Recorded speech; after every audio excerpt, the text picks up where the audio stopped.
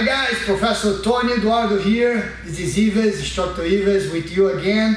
What we're going to discuss this week, it's about very kind of awkward concept that a lot of people end up not losing it, not doing it well, and that's why they kind of, I would say, stop liking it or not really liking it, which is mount position.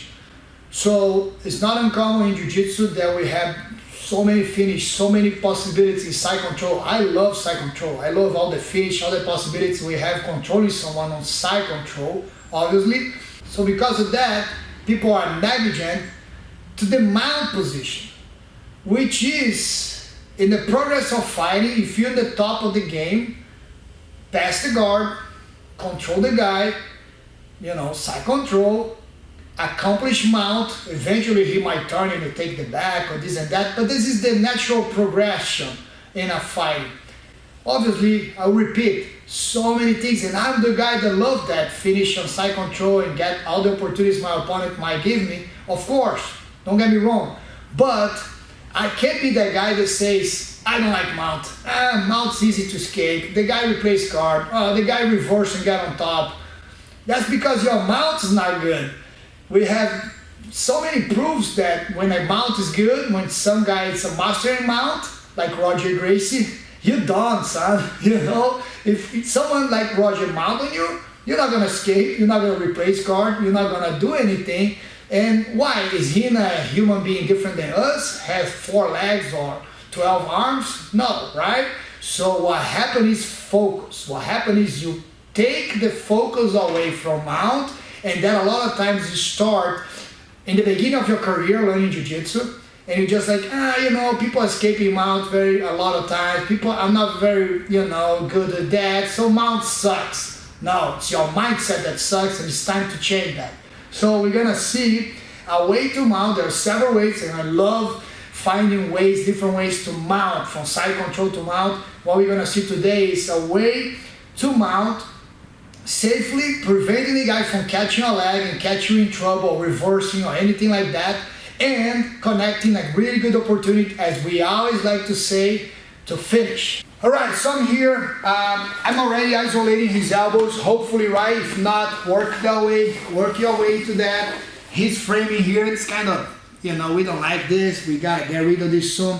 So first thing, for demonstration purpose, I'm gonna be kind of off him just so you can see better. I'm walking my fingers under his armpit, and I'm grabbing right here on the V under his armpit, right? Feel that for this whole technique, we're not grabbing any material, we're not grabbing any fabric.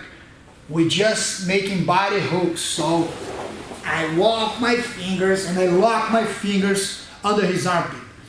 My shoulder will push his face to cross face, making him look that way. At the same time I do that, look, pressure, I shift my hip. I shift my hip immediately. This guy is a fighter, he knows what he's doing. So notice my leg, I'm posting my foot right here. That is a mistake that I see all the time people making. I made this mistake so many times before in my life. When you hear why the lever gets on top, boom, kind of easy, and you feel that feeling of frustration, like, man, what did I just do, right?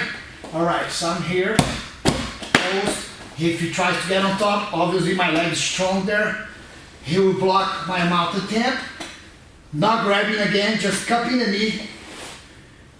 Straighten your arm, use your abs to push and create more room. It's dependable how long your legs are. I have pretty long legs, I need a lot of room. Few options here. The one we're gonna use is knee sliding on top of his stomach. He will try to counter. Immediately he try to counter. My hand goes under. I walk until my elbows on the mat. Post my hand. As I extend my arm, I slide my knee through. Being careful to not allow him to catch my ankle between his legs, obviously, right? So look at this detail. Here, boom. Once I'm here, my mouth goes high and squeeze his chest. always uncomfortable. Walk my fingers, connect my ear. Once I connect my ear, I put some pressure on top of his arm. Nothing to do with strength or using of crazy strength or anything like that, but it's pressure, it's uncomfortable, pressure. Once I'm here, this hand always here because he might go crazy and bridge me that way. Bridge it, look, his hand's here. His hand's here. My left knee, if you're a guy with a big belly, big stomach, if you're heavy or not very much flexible, that's when you have to go all the way, sometimes on your toes, and then you cross your leg. If you're a skinny guy like me, more skinny, and not really flexible, normal at least flexible, look, you just cross. Knee and stomach, now I have foot and hand, and now I cross. All my body's here, I'm safe from him bridging that way. Connect on a gable, and are we working on the Katagatami. Here's the details right now. I'm gonna finish by pushing the weight, pulling my arm towards me, holding, not increasing strength, just holding, and walking my chest down. Chokes are a matter of time, not power. So do not get yourself caught on the game of, I wanna finish. Smart people that have been here forever in these chokes, they can read that. They can read that behavior and they know, you're not gonna have it because you're gonna get tired. And the power that you put on chokes has nothing to do with how tight the choke is. So I'm here, I just hold. Like a snake, like an anaconda, I just hold. And I go down and I just hold. Might take 2 seconds, might take 10, might take 20, I don't care. I'm just holding. Until eventually it's enough for him to either pass out or tap. All right, here's the important detail. First, I'm walking my chest down and up. So I'm walking down this way and up on top of his triceps. Second, very important detail. This gable is to remind me that I'm pulling. Alright? If I do something else, if I hold here or whatever, you can do different grips. I don't really care. Unless, the only thing is, I don't want to forget to pull. So I pull. Once I pull, that's the first one mistake people commit. On Katagatami, people pull, they go down and look at my hand, look at my 2 hands. They allow the hands and they squeeze the guy with the biceps. They squeeze the head and the biceps. Yeah, you might have it, but that's not the most technical way. So instead, I pull, I'm gonna put my knuckles on the mat. And like I wanna dig the mat, I wanna insert my knuckles on the mat. I dig the mat and I bring my hand down and this doesn't move anymore. So this is the detail. Knuckles, don't move your hand, flat, down. He's tapping even before I climb on top and squeeze. So once again, the reason I grab is to remind me that I'm pulling him this way and not squeezing him. Squeezing him with your biceps is definitely not the most efficient way. And trust me, I've been there before, I've been there for many years not doing this very right. Luckily you have us, so you don't need to spend years on that. You're learning this right now properly. So I'm pulling, knuckles go down, and I just keep the pressure. Very important to understand when you're finishing someone in chokes, when it's about chokes, is consistency and keeping the pressure instead of ups and downs. Power, rest. Power. That's not a choke, that's not a strangle.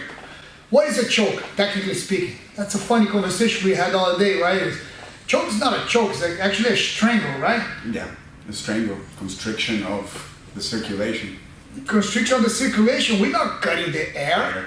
You know, we actually, most of the time, yeah, we might be cutting the air in some extreme situation, I don't know, like a not well applied rear naked or something that you do in self-defense to defend your life and you end up breaking the truck here. I never see that in jiu-jitsu, not even in high-level competition.